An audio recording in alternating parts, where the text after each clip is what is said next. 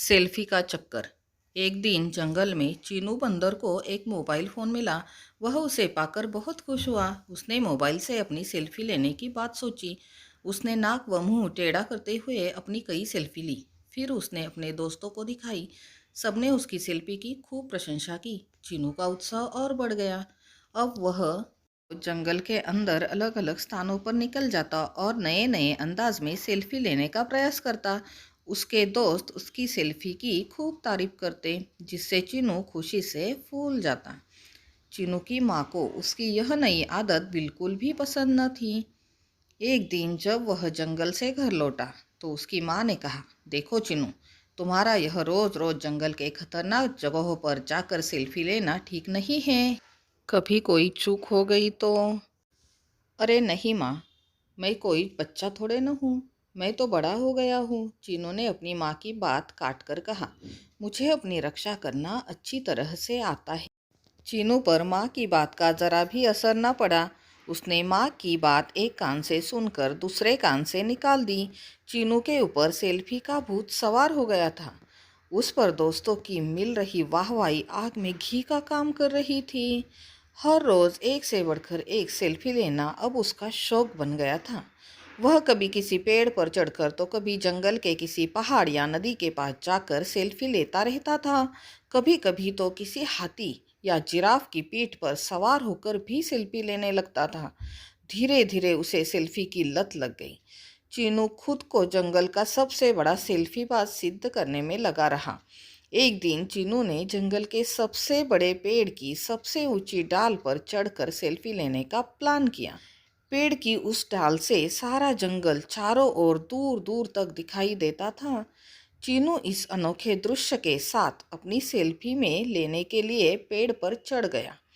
पेड़ की सबसे ऊंची डाल पर पहुंचकर चीनू ने अपने आगे एक पैर से मोबाइल को पकड़ा और दूसरे से पेड़ की डाल पकड़ी। उसके बाद डाल से हवा में लटकते हुए उसने सेल्फी लेनी शुरू की। वह अलग अलग पोज में सेल्फी लेने में खोया हुआ था कि चर चर की आवाज़ आई। पर चीनू का ध्यान आवाज़ की ओर नहीं था। वह सेल्फी लेने में पूरी तरह खोया था। उसी बीच फिर चर चर की एक जोर की आवाज़ आई और जिस डाल को पकड़कर चीनू सेल्फी ले रहा था वह पेड़ से टूट गई। चीनू पेड़ की डाल पकड़े हुए अन्य डालों से टकराता हुआ ऊपर से नीचे धम से जमीन पर आ गिरा। जमीन पर गिरते ही वह जोर से चीखा, आ मर गया। उसकी चीख सुनकर आसपास के जानवर दौड़कर उसके पास आए। सबने देखा चीनू जमीन पर पड़ा दर्द से करा रहा है। वे उसे उठाकर तुरंत जंगल के डॉक्टर भालूराम के पास ले गए। भालूराम ने चीनू का निरीक्षण कर बताया कि उसे गहरी चोट लगी है और उसके आगे व पीछे के पैर में फ्रैक्चर हो गया है। उसे अब काफी समय तक आराम करना पड़ेगा। इसी बीच चीनू की माँ भी चिंपाजी से खबर पाकर वहां आ गई थी।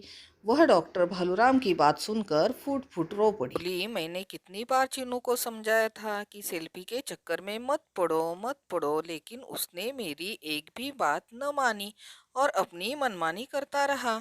आज सेल्फी की लत के कारण इसकी ऐसी दुर्दशा कर दी। चीनू को डॉक्टर भालूराम की दवा से थोड़ा आराम मिल गया था। वह अपने पास बैठी अपनी माँ को रोते बिलखते देख रहा था। आज उसे अपनी माँ की समझाई एक एक बात याद आ रही थी। उसे अपनी माँ की बात न मानने पर बहुत पछतावा हो रहा था।